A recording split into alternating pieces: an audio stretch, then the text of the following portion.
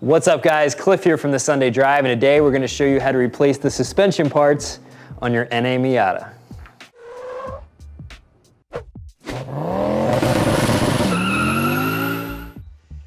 So we're going to be upgrading the suspension on this NA Miata that's sitting behind me before my buddy heads down to Florida for a year.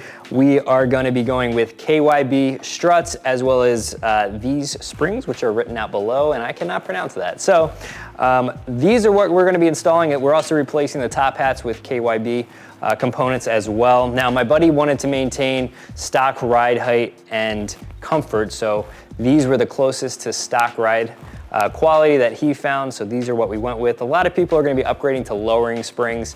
We're going to have all these products linked down in the description, and as always, when you go through our links, it helps us out, so we really appreciate it. We're also going to link some lowering springs as well as coilover kits for this car, so we'll have a lot of options down there. And regardless of what you're upgrading or replacing on your Miata suspension, this video guide should help you out. Now we'll be including all of the tools that we use in this video down in the description, and you'll see which ones we need as we go through the process. But the one specialty tool that you may not have in your toolbox is a spring compressor, and this is the one that we would recommend. It's by Eastwood. We just picked up a brand new one. We've been using the one from Keys for quite a while. It works really well. We'll be showing you guys how to use this in this video. There are a lot of other spring compressors on the market, so you don't have to go with this one, but we feel like this is the most safe option. You definitely want to be safe whenever you're working around springs. Fortunately, Miata springs are not big, heavy-duty 250 truck springs or anything like that, so they're pretty safe, but you still want to make sure you have the right equipment whenever you're working on suspension.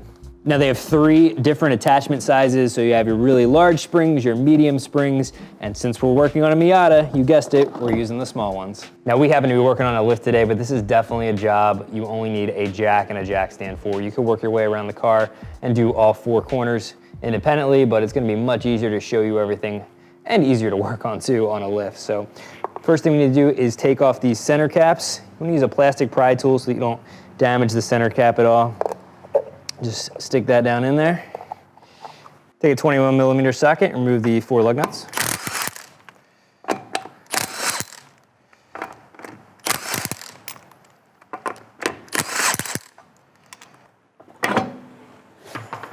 And if you guys don't have a little cordless impact like this is a lifesaver working on cars, especially if you're outside where you don't have an air compressor. We'll have a link to this in the description, but this is by far my favorite and best tool purchase. Now, whenever you're working on a car, it's a good idea to spray everything down with PB Blaster. If you can, do it a day or 2 in advance so it has time to penetrate down in there and loosen everything up for you. Now the sway bar end links are going to be holding up the lower control arm, so we need to disconnect the sway bar from both sides. Now we already did the driver's side installation, so we're showing you guys on the passenger side. So it's already disconnected over there. It is a 14mm bolt and 14mm nut. Once you remove that, your sway bar will be able to be pushed down out of the way. Now we need 2 17mm sockets or wrenches or whatever you're going to use to remove the bolt from the bottom of the strut.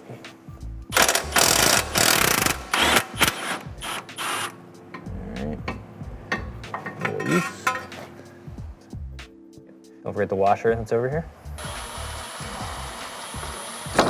There you go. And what I like to do a lot of times when I'm using an impact like this is just back the bolt all the way out. It'll just thread all the way out. And if for some reason it's not, just apply a little outward force and then keep backing it off with the impact. With the sway bar released, we're gonna fully remove this end link right here, so it gives us a little more clearance to get the strut out.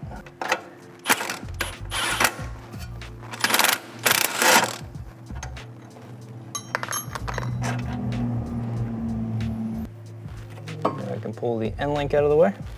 Now we're going to release the top of the strut, and you're going to have to go up into the engine bay to do that. There's 2 14mm nuts holding in the strut top hat.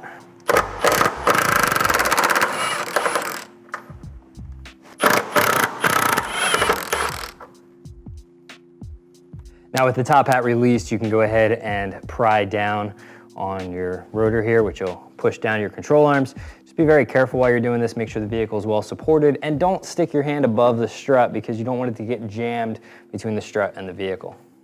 All right, so we have this rotated right there, so I can get a pry bar under here to try to release the bottom of the strut. The bushing at the bottom tends to be pretty stuck. There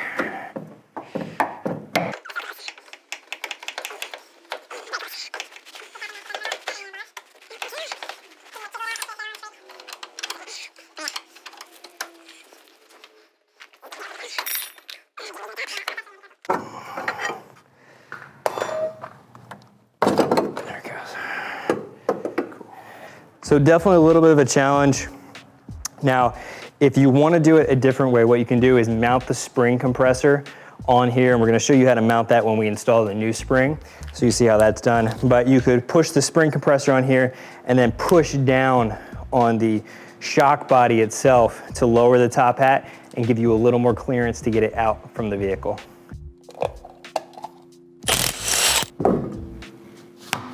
Now the rear shock is set up a little differently than the front as expected.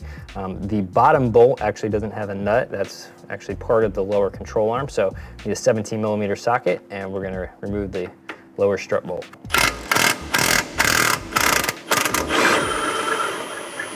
Now we can back the bolt out all the way, but we need to apply a little bit of outward force on it. So I'm just taking a pry bar. Actually, this looks like it might just pull right out for me. Nah, it stopped right there. I hit the threads, I think. So now that we're at the threads, back out the rest of the way. Now we're gonna disconnect the knuckle from the upper control arm. It's held in by a 14mm bolt and nut.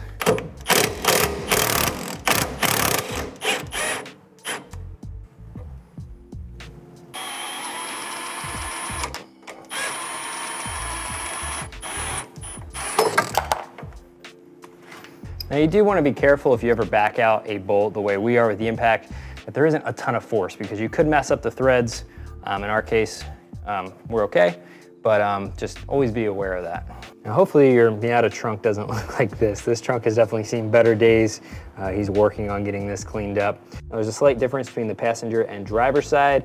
On the driver side, we have this cover plate right here, and it's just held in by a whole bunch of 10mm bolts. There's a total of 4 of them. Those are already removed. And then this piece will come out, and then that strut is down over here behind your fuel line. So you just want to be careful while you're working around your fuel lines. We already replaced the driver's side one, and as you can see over on the passenger side, there's nothing in the way, at least in this trunk. There might be some carpeting in yours. I'm not sure what kind of carpeting was in here originally, but we do have full access to the passenger side. 2 14mm nuts hold this in, just like with the front. A little more clearance for the front one. There it goes. So you're able to do the back one kind of by yourself. There you go. All right, so now we have our old versus new comparison. So here's our front old and new and rear old and new. Now the rear spring is actually a little bit bigger than the front spring. And if you're not sure which one goes where and you don't feel like taking the top hats off, you can just count the number of windings. The back one has 9, the front one has 7. Now, it makes this job a lot easier if you replace your top hats at the same time, because then you don't need to take apart your old struts to reuse these top hats. However, if you are gonna reuse your OEM top hats, they are a little bit of a pain to take apart. Newer cars, I've done a lot of work on BMWs with our BMW shop, and they have an Allen key insert that will keep the center shaft from rotating. However, these don't have this. If you look here closely at the top, they have a flattened off side. Now, I imagine somehow you could get something on there and hold that. However, it's really challenging when it's sitting down inside here. This will only go on one way. You have to line up that flat side. It's really challenging once you're down in here to actually get anything on there. One thing you can do if you haven't pulled the strut already is there is a flat spot in this top hat that matches the flat spot on this strut bolt. So you can break this nut free. Don't remove it, just break that initial torque free so that this won't spin when it's out of the vehicle. The top hat will hold it in place as long as you have these 2 outer bolts still in position so it can't rotate.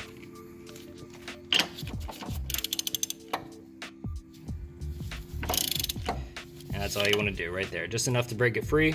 Now you can pull the strut assembly out and that nut should come right off.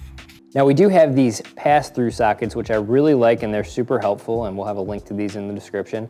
But they'll go on and leave the center open and the wrench also has an opening so that you can put an Allen key or a Torx bit or whatever you need to hold the center shaft. Now, unfortunately, like I said, these don't have a way to hold this with like an Allen key or even a traditional socket. So what you're gonna have to do is, since you're not reusing these, what we recommend is putting the spring compressor on here and just getting vice grips on here. Once you compress the spring down, it'll open up the area enough that you can get a nice size pair of vice grips on here. Just clamp down and then loosen that top nut and remove your top hat. And then you can chuck your old shock.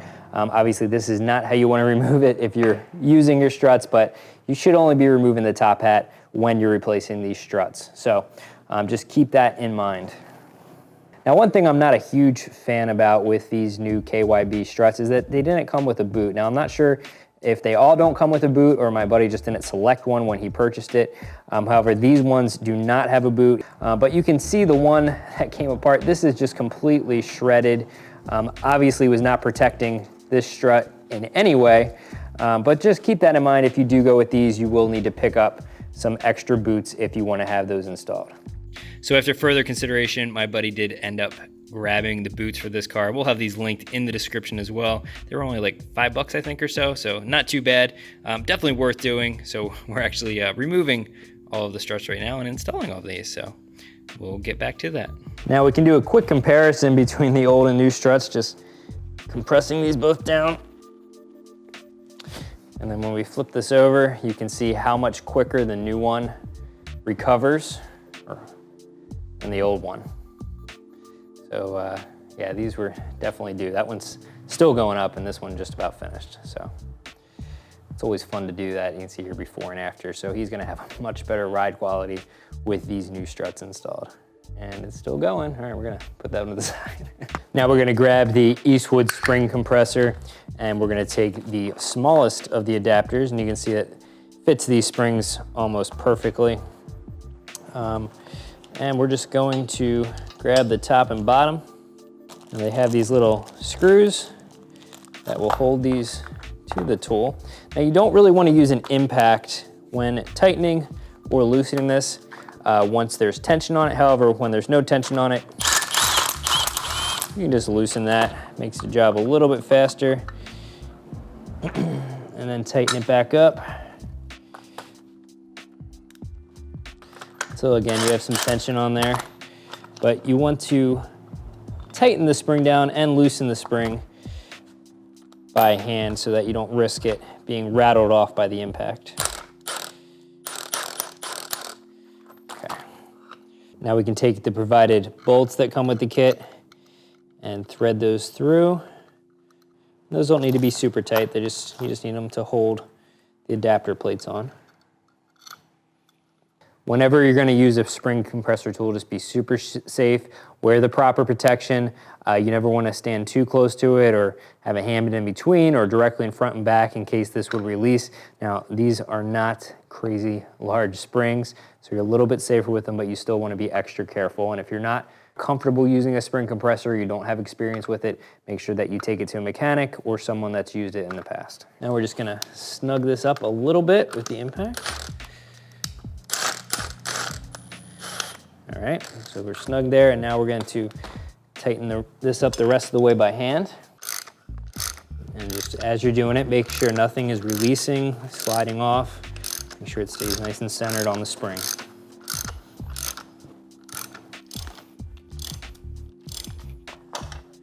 I'm gonna check it and see if I have enough clearance to get the nut on. Not quite through enough, need to come a little bit more, but we're close. All right, we have a few threads through, so we should be able to get this started now. Just doesn't cooperates for me.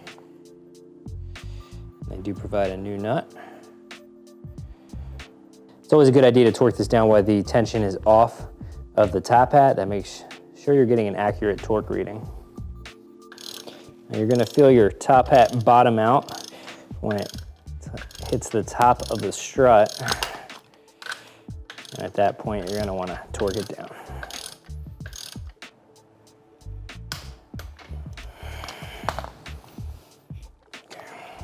Now, if you look at your old shock and spring, you can see that this little notch right here is pretty much in line with the lower part of the shock down here. So before we put tension back on the spring, just rotating this. You will be able to move it once it's on the car, but it's gonna be a little easier while the tension's off. So just trying to align that as close as I can to match this. Now, because the spring is installed in the shock with the top hat holding it in place, it's not gonna be able to open back up fully. So sometimes you'll get in a situation where you're loosening this spring compressor, but you won't be able to get it to come off of the spring because it's jammed up in this now tighter spring setup. So if that happens, you can try rotating it around once it's loose, or you can remove these two bolts that hold the mounting plates, or these two adapter plates to the main shaft right here. And with those two bolts removed, you can remove this shaft, and then you can rotate these around the spring, and you'll be able to get those to come out. And I might have to do that here in a second, because this doesn't seem to want to come out for me. So we're gonna have to actually show you guys how to do that, because this is stuck on here good. And if you actually try to rotate this around, you can see that down on the bottom, it's gonna get pinched right here, even though it would open up top. So we're gonna remove the shaft right here. So we're gonna take the Allen key, and we're gonna loosen this bolt. So you can use an Allen key to remove those bolts. However, if you have a 90-degree adapter like this, you can get right in here and remove these a lot faster. Right. So make sure you don't lose those bolts. So now, as long as you have the tension off, you should be able to slide that right off like so. And now what we can do is, see that rotated right around and just fell off. And the top one, we're gonna have to rotate a little bit more. There you go. Took a little bit of extra force, but we got it. So you just want to rotate it to the more open part of the spring, and there you go. We got our front spring and shock mounted.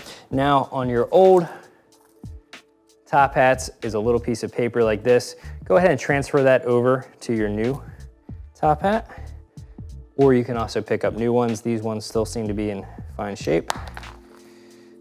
It's got more of a plastic than paper, but so I'm just gonna put that on there temporarily like this. And now we're gonna get our rear one mounted.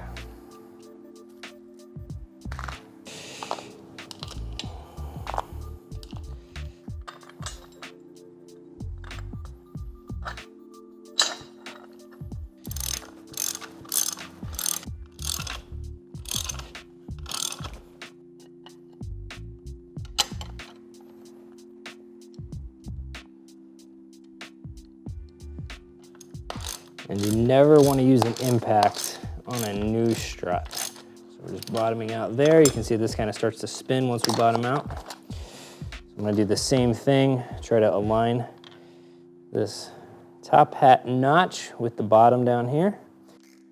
And we're going to torque this one to the same as the front. All right, so let's get the rear put in.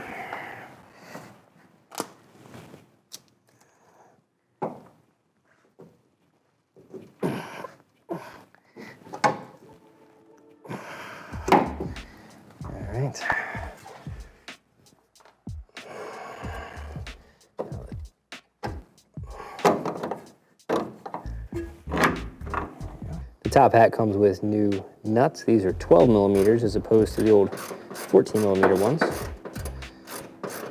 Now you're gonna wanna torque these down to spec, and as you can see down in the description, there is a range of torque specs for these nuts.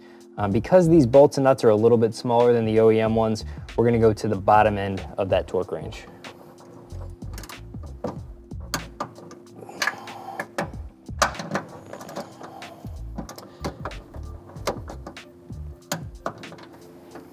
A drift pin like this is super helpful when you're putting your suspension back together because it has this tapered end, and you can stick that through and use that to align the holes on your suspension.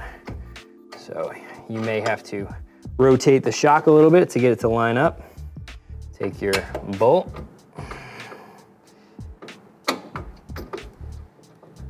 Don't forget the washer that goes on it. I'll definitely want to start this by hand to make sure you're not cross-threading it and you're lining up with that hole in there.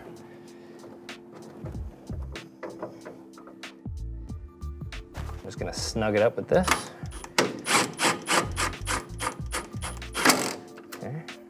Now ideally you want to torque all of your suspension components when the weight of the vehicle is on the ground and on the suspension.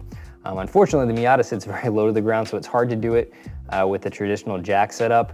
Alignment shops have lifts where you drive up onto the lift, and there's an open area in the middle where they can get to all these bolts so that the weight of the cart is on here. And of course, whenever you're changing out your suspension, you want to make sure you go get it aligned. So we're going to torque it down in the air, but you definitely want to go get your vehicle aligned after swapping these components. And go ahead and torque this to spec. Now, in order to reinstall the knuckle into the upper control arm, you do need to put some of the weight of the vehicle back onto the suspension. Now, because we're on a lift, we're just gonna lower the car onto this jack stand. Or if you're working down on the ground, you're just gonna wanna put a jack under here, pump it up until you get the knuckle to line back with the upper control arm.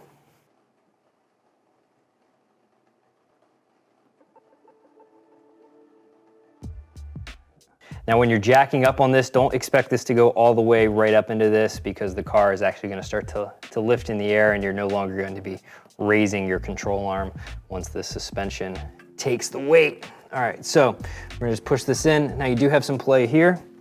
This helps with the second person, but Pete is trying to film this, so I'm gonna try to see if I can solo this.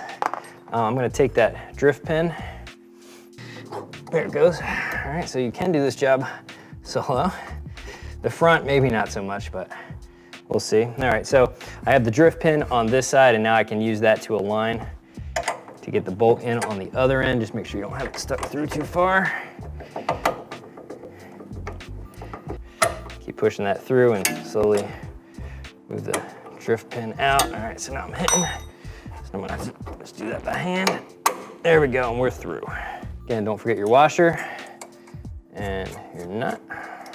Again, the 14mm nut and bolt.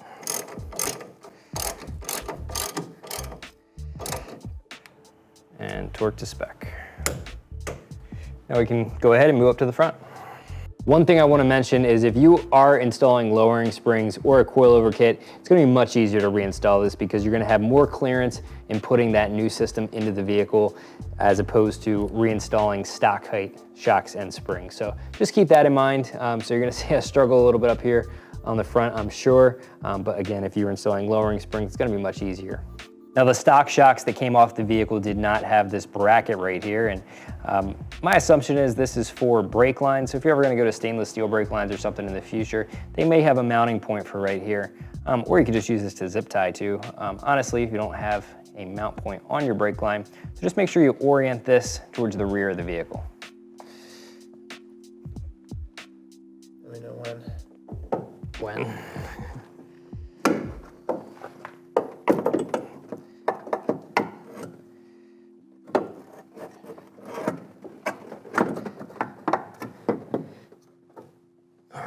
Rotate. Now come up.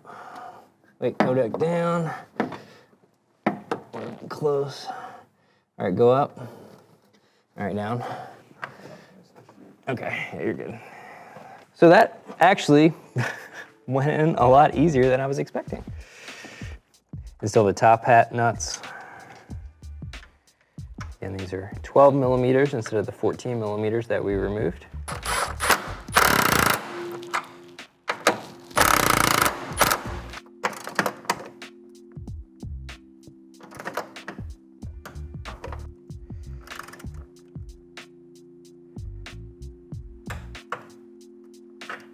And we didn't show removing this from your stock struts, but there is a little plastic cap that goes on top, right there like that. All right, so you're gonna need to push the suspension down a little bit. Just like the back, we're gonna take a drift pin in there. All right, got some leverage now. And we're gonna fish the bolt in from the other side. Just make sure your drift pin isn't in too far. Unfortunately, this tie rod end is kind of getting in my way, so we're gonna rotate this way and gives me a little more clearance here to move up and down. Okay. pushing it down, get the weight off of it, and got it through.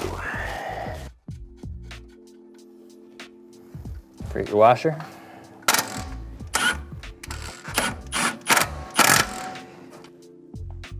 And we're gonna torque this to spec. And reinstall your end links.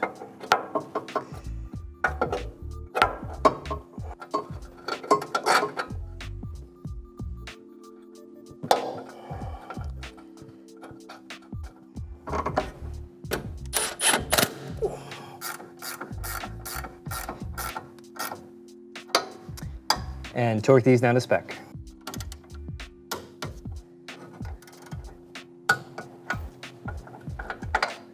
Now you notice the car is sitting very high. This will settle out. This is why you don't want to get your car aligned right away. You want to let the spring settle. But besides that, this had the original suspension on it from the early 90s. So obviously that suspension is going to have sagged a lot. So now that we're back at the proper suspension, it is going to ride a little bit higher. That's it, guys. I hope the video was helpful. As always, make sure to hit the like and subscribe, as we must say in all YouTube videos, or they are not a YouTube video. As we mentioned earlier, these parts and tools that we use in this video will be down in the links, and that really, really does help us out.